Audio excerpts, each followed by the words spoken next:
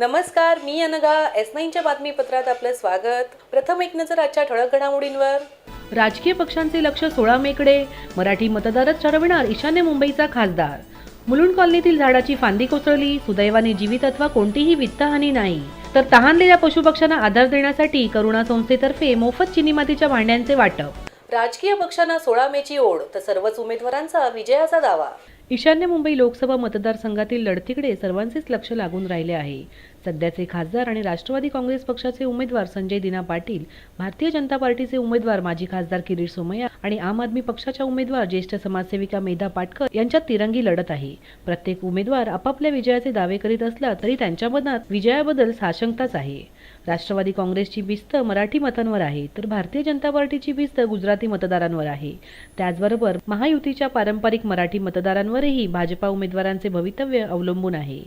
आम आदमी पार्टीच्या मेधा पाटकर यांना गोवंडी, मानखुर्द यासारख्या श्रमजीवी वर्गाकडून मोठा पाठिंबा मिळत आहे. सर्वच पक्षांच्या आपापल्या विशिष्ट वोट बँक असल्या तरीही ईशान्य मुंबईचा खासदार मराठी मतांचा ओघच ठरवेल, असे प्रसिद्ध राजकीय विश्लेषक लक्ष्मीकांत जोशी यांनी म्हटले आहे.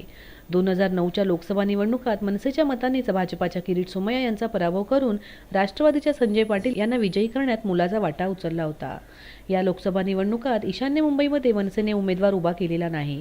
त्यामुळे मनसेची मते ज्या पक्षाकडे वळतील त्याच पक्षाचा उमेदवार निवडून येईल. म्हणूनच राजकीय पक्षांनी मराठी मतदारांकडे दुर्लक्ष केले असल्याचा आरोप होत असला तरीही येथील खासदार मराठी मतदारच ठरवतील, असे भाकीत लक्ष्मीकांत जोशी यांनी केले आहे. इसको आप जरा गौर से देखेंगे तो ऐसा पता चलेगा कि ईशान्य मुंबई ये जो मतदार संघ है ये थोड़ा मिक्स है.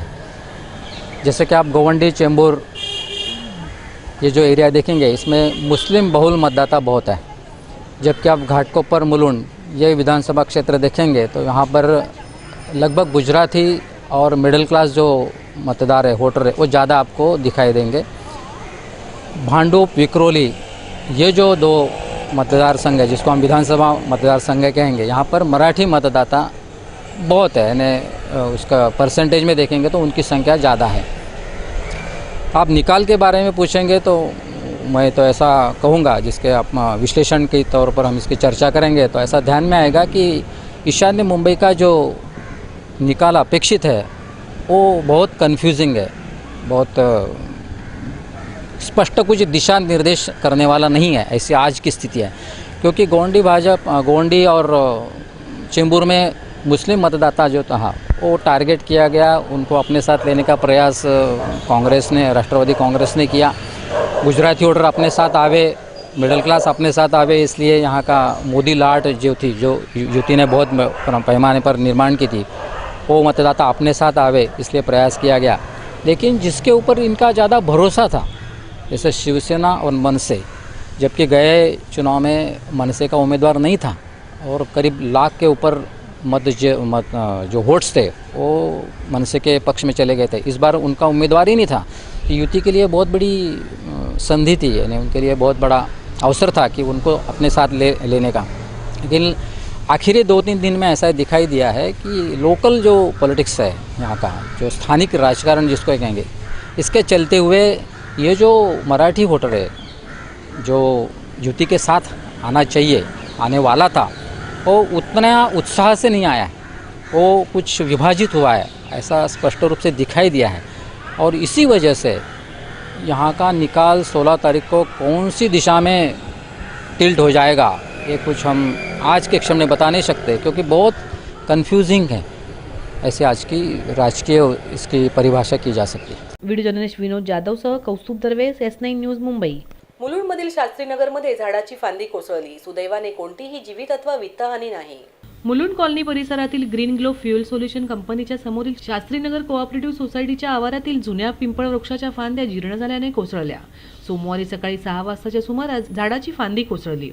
ग्रीन ग्लो फ्युएल सोल्युशनच्या सुरक्षा रक्षक माहिती मुलुंड अग्निशमन दलाला दिली. अग्निशमन दलाने पिंपळाच्या झाडाच्या फांद्या तात्पुरत्या स्वरूपात हटवत रहदारीसाठी रस्ता मोकळा केला. ज्या जीर्ण पिंपळाच्या वृक्षाच्या फांद्या यापूर्वीही कोसळल्या होत्या, परंतु यावेळी कोसळलेल्या फांद्या अग्निशमन दलाने तात्पुरत्या स्वरूपात हटवल्या आहेत. सोमवारी कोसळलेली फांदी अद्यापही झाडालाच लोंबकळत आहे. ही फांदी न हटवल्याने येथील रस्त्यांवर खेळणाऱ्या मुलांच्या जीवाला धोका निर्माण झाला आहे. सुदैवाने ही फांदी कोसळल्याने कोणतीही जीवित अथवा वित्तहानी झालेली नाही. व्हिडिओ जर्नलिस्ट विनोद जाधवसह कौस्तुभ दरवेस, S9 न्यूज, मुंबई. S9च्या बातमीपत्रात वेळ झाली अल्पशा विश्रांतीची.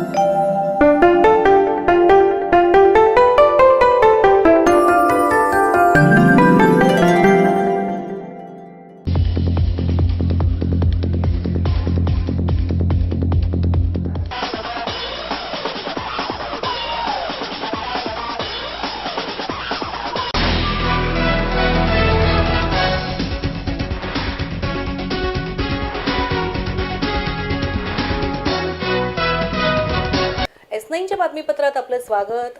कचराळी तलावाशेजारील उद्यानाची झाली आहे दुरावस्था. नामकरण सोहळ्यासह देखभालीचा ठाणे महानगरपालिकेला पडला विसर. चंदनवाडी परिसरात कचराळी तलावाशेजारी ठाणे महानगरपालिकेने उद्यान उभारले. सध्या उन्हाळ्याची सुट्टी सुरू झाली असल्याने लहान मुलांना नक्की आपण उद्यानात खेळतोय की आणखी कुठे असा प्रश्न सध्याच्या परिस्थितीवरून उपस्थित होतोय. या तलावाशेजारील उद्यानातील खेळाचे साहित्य तुटलेल्या अशा अवस्थेत आहे. त्यामुळे मुलांना त्यांचा खेळताना वापर देखील करता येत नाहीये. उद्यानात बऱ्याच ठिकाणी रॅबिट टाकले असून हिरवळीचा तर नाश झालाय. एवढेच नव्हे तर उद्यान उभारून त्याच्या देखभालीसह नामकरण सोहळ्याचाही ठाणे महानगरपालिकेला विसर पडलाय. उद्यानाला नाव नसल्याने काही जण हे नाना नानी पार्क आहेत असेही म्हणतायत. लहान मुले येथे क्रिकेट खेळतात, मात्र उद्यानातील जमिनीचे असपाटीकरणामुळे त्यांना खेळताना अनेक अडचणींना सामोरे जावे लागत आहे. स्थानिक नगरसेवक नारायण पवार यांचेही याकडे दुर्लक्ष होत असल्याचे या स्थितीवरून दिसून येते. उद्यान म्हटलं की तिथे गेल्यानंतर मन प्रसन्न होते, तर लहान मुले पुरेपूर तेथे खेळण्याचा आनंद घेतात. मात्र चंदनवाडीतील या उद्यानाला बकाल असे रूप प्राप्त झाल्याने पालिकेला उद्यानाची जर देखभाल होत नसेल तर निदान मोकळे मैदान तरी उपलब्ध करून द्यावे अशी मागणी सध्या शाळकरी मुलं करीत आहेत. काय अवस्था आहे? आम्हाला इथं क्रिकेट खेळायला भेटत नाही. इथं मोठी दगड आहेत, त्यामुळे इथं क्रिकेट खेळायला भेटत नाही. आम्हाला उन्हाळ्याची सुट्टी झाली त्यामुळे आम्हाला खेळता येत नाही. आमच्या गाडीचे साधने आहेत ते आता तुटलेले आहेत, त्यामुळे आम्हाला खेळता येत नाही. तर त्या ठिकाणी आम्हाला गार्डन पाहिजे, मैदान पाहिजे. व्हिडिओ जर्नलिस्ट विनोद जाधवसह सारिका साळुंखे, S9 न्यूज ठाणे. उन्हाळ्याने तहानलेल्या पक्ष्यांना आधार द्यायला सरसावली करुणा संस्था. पक्ष्यांना पाणी देण्यासाठी चिनी मातीच्या भांड्यांची निर्मिती. उन्हाळ्याचा तडाखा सध्या नागरिकांसोबतच पशुपक्ष्यांनाही लागत आहे. अन्न आणि पाण्याच्या शोधार्थ जंगली प्राणी नागरी वस्त्यात येत आहेत. उन्हाने तहानलेल्या पक्ष्यांना आपली तहान भागवता यावी यासाठी करुणा या सेवाभावी संस्थेने चिनी मातीच्या भांड्यांची निर्मिती केली आहे. पक्ष्यांना पाणी पिता यावे यासाठी घरोघरी प्लास्टिकच्या भांड्यातून पाणी ठेवले जाते, परंतु प्लास्टिकच्या भांड्यातील पाणी लवकर गरम होते. गरम पाणी हे पक्ष्यांना हानिकारक असते. म्हणूनच करुणा संस्थेने पुढाकार घेऊन चिनी मातीच्या भांड्यांची निर्मिती केली असल्याची माहिती संस्थेचे जयेश साधाणी यांनी S9शी बोलताना दिली. ये हमारा जो मेन उद्देश्य है अभी, ये बर्तन, ये जो पानी के लिए हमने तृषा पात्र नाम रखा है, करुणा तृषा पात्र. ये पॉट इस तरह से बनाया गया है, इसमें लील हमारे में बोलते हैं जीवाणु, दूसरे जीवाणु नहीं होते.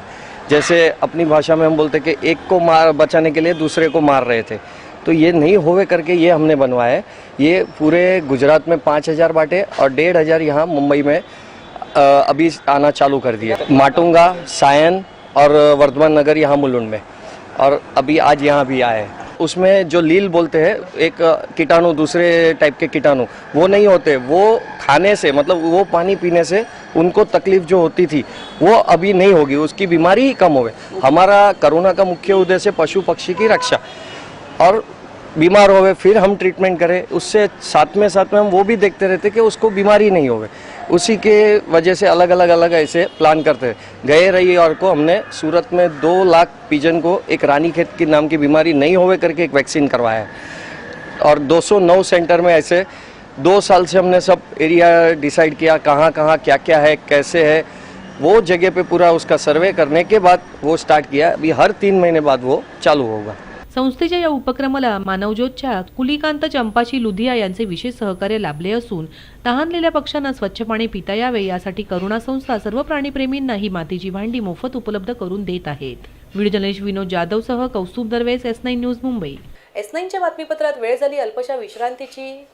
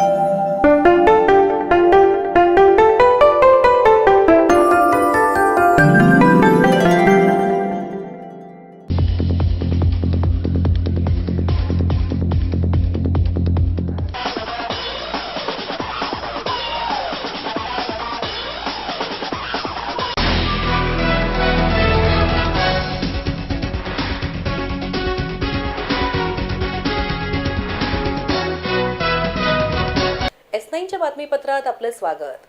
वाढत्या गरमीने जंगलातील पशुपक्षीही हैराण. अन्न पाण्याच्या शोधार्थ माकडांचा संचार वाढला मुलुंड भांडुपच्या नागरी वस्त्यात.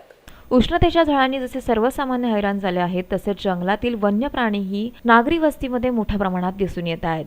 ईशान्य मुंबईतील मुलुंड भांडुप सारख्या डोंगराळ परिसरातील नागरी वस्त्यांमध्ये सध्या माकडे मोठ्या प्रमाणात दिसत आहेत.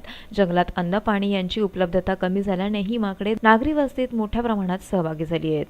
या भुकेल्या माकडांकडून नागरिकांना त्रास देण्याचे प्रकार समोर येत आहेत. त्यामुळे नागरिक त्रस्त असल्याचे महेंद्र सोनार यांनी S9शी बोलताना सांगितले. अरे ये तकलीफ हो रही है कि घर पे घुस रही है बंदर, पहली बात तो बच्चे बिच्चे रहते, छोटे छोटे बच्चे रहते, कभी उनका हाथ लग गया, कुछ लग गया, दांत लग गया, क्योंकि वो तो मुक्का जानवर है, उनको अपन कुछ बोल नहीं सकते, बराबर.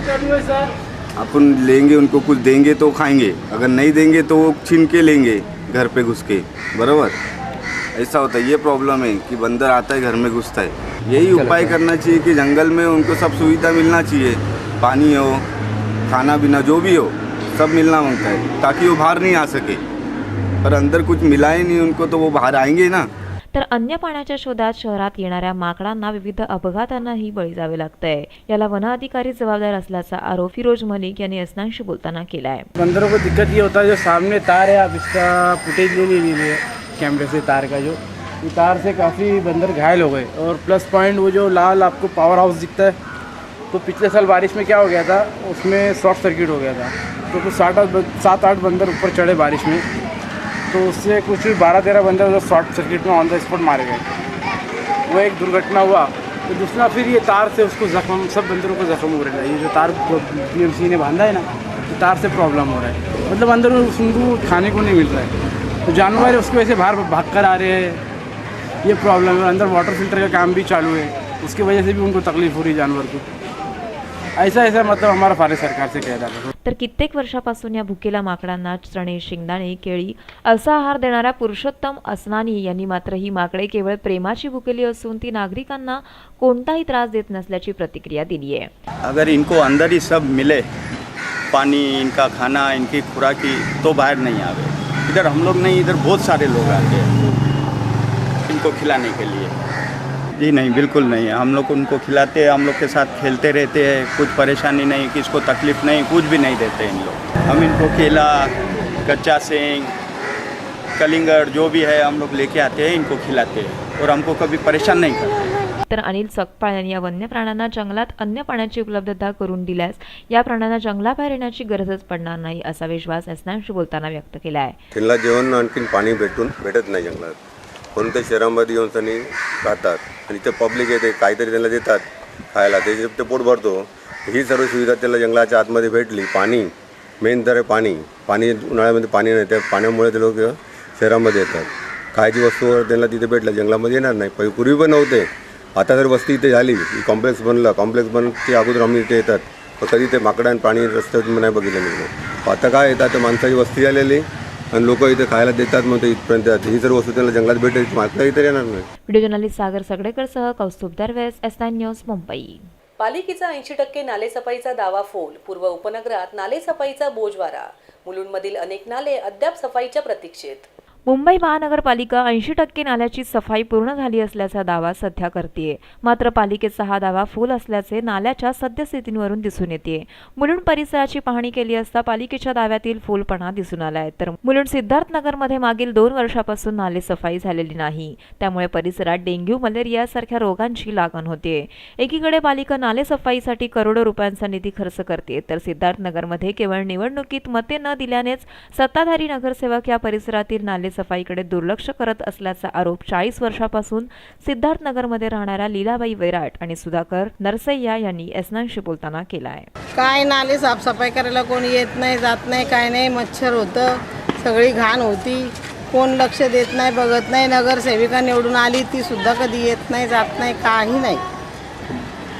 एकदम सगळी घाण, जिकडं तिकडं लहान मुलांना रोगराई सगळी उत्पन्न होती. इकडं मच्छर चावतं, मलेरिया होतो, कोण बघायला येत नाही, कोण लक्ष द्यायला येत नाही. आता पावसाचं आहे आणि पण सगळं पाणी बिणी आता वरती येणार, सगळी घाण वरती येणार, आजार पण येणार.